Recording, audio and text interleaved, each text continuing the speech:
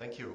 And good morning, ladies and gentlemen. Apologies that this will be in English as well. I'm still working on my Serbian. And it's a pleasure for me to have the opportunity to talk to you about Serbia's challenges and opportunities in the water sector.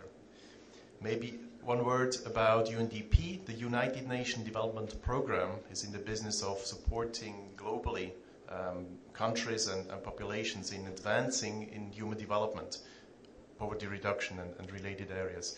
We have 166 offices over the globe, and one of them also here in Serbia to support the Serbian government and Serbian people.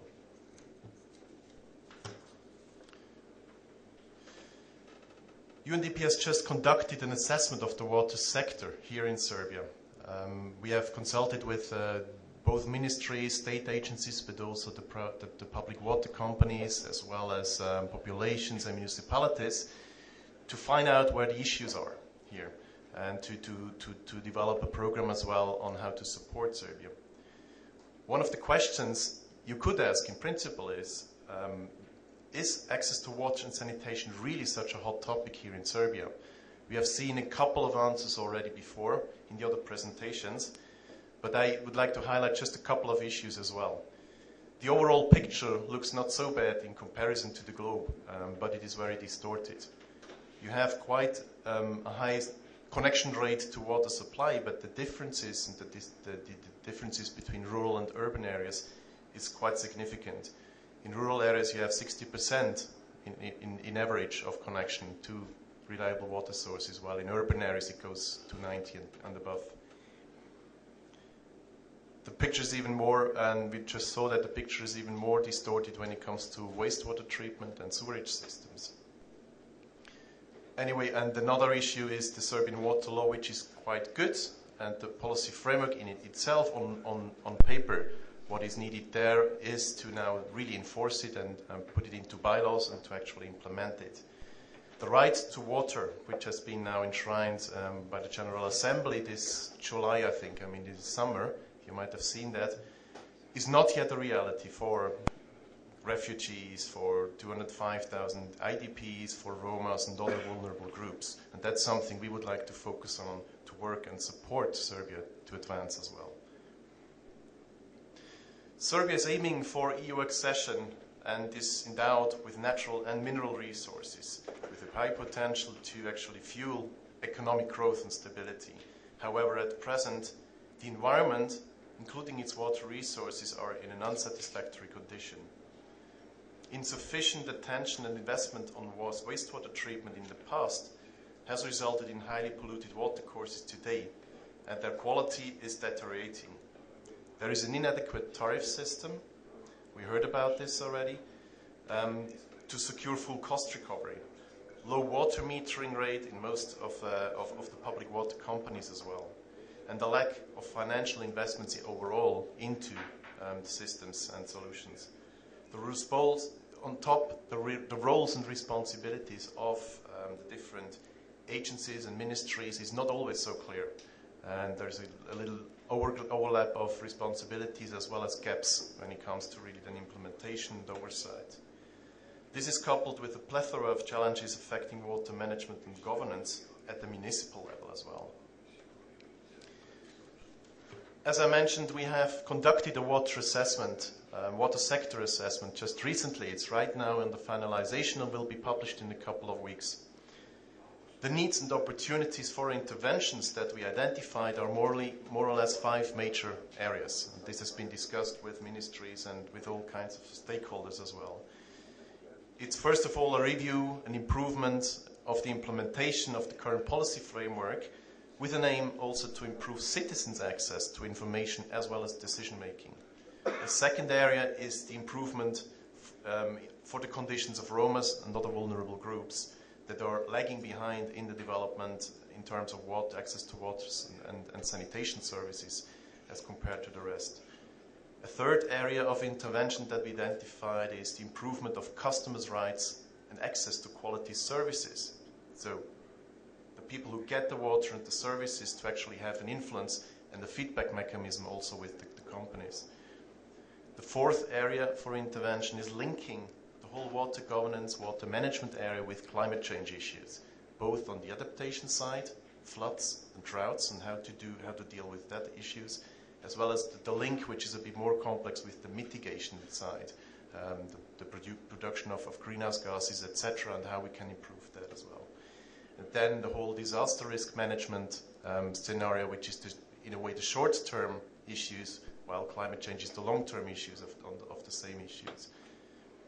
And the fifth area of intervention is capacity strengthening overall in Serbia, and with the relevant ministries and counterparts towards river basin management. Right now, water is rather managed by counties and political boundaries, rather than in a river basin approach where you take this into account. But river basins are also cross-boundary, so there's a lot to do, and probably a lot is already ongoing, I must say. The Danube Commission, the Sava River Commission, etc.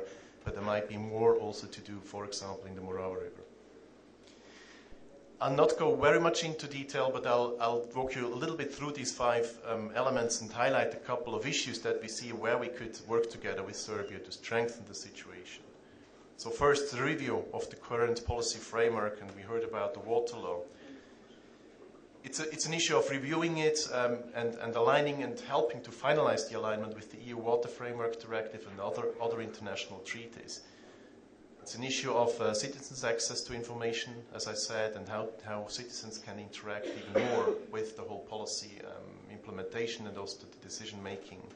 It's an issue of capacity building towards international treaties as well. For example, Serbia is not yet part of the Protocol on Water and Health, which is a Europe-wide protocol to the Water Convention in Europe, which I think is, UNDP thinks it makes a lot of sense to support Serbia to actually access that as well.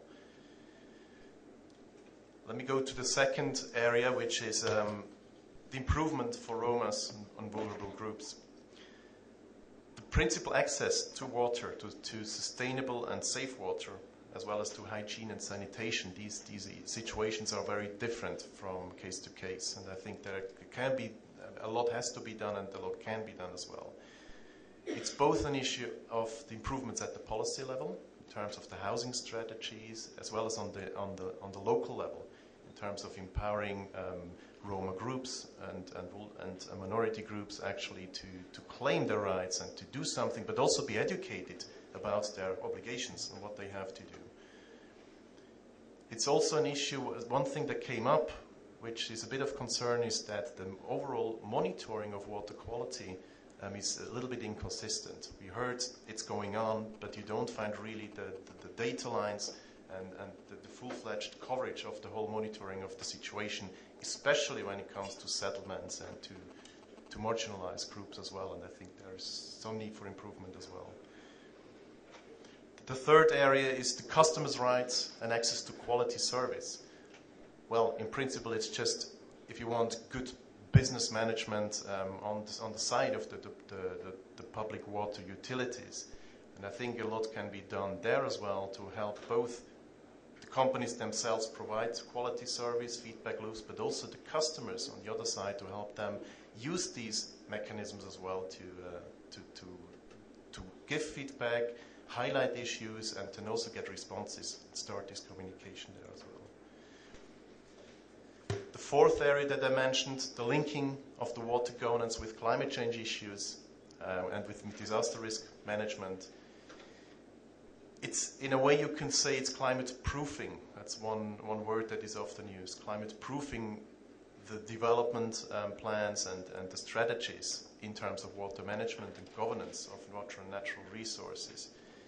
It's also disaster risk management proofing, if you want, in the short run, as I said, and climate risk more in the long run.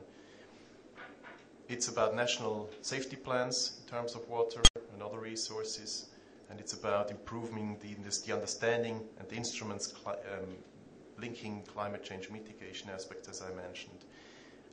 I think it makes most sense to tackle these kinds of issues not in separate projects, but rather within the area of disaster risk management, as well as national climate change plans and strategies as well. But it's rather the other way around. The water aspects are the most important when it comes to disaster risk reduction and climate change. They have to be taken into account fully when you work on the other areas where we are already active with the government.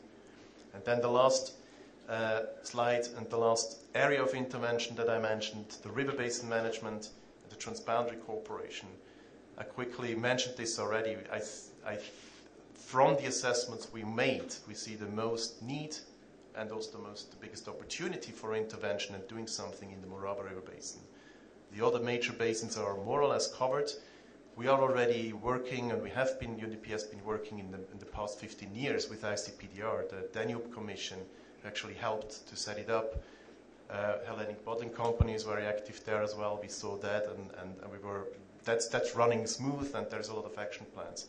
But it seems that in certain river basins, especially when it comes to transboundary cooperations, there could be improvement. And UNDP is in a good position, has done this in the Black Sea and the Caspian Sea and all over the world, to actually bring together also different countries, neighboring countries and communities in the river basins to start develop joint plans for management. Thank you very much for your attention, and hope this was an insight into some of the issues.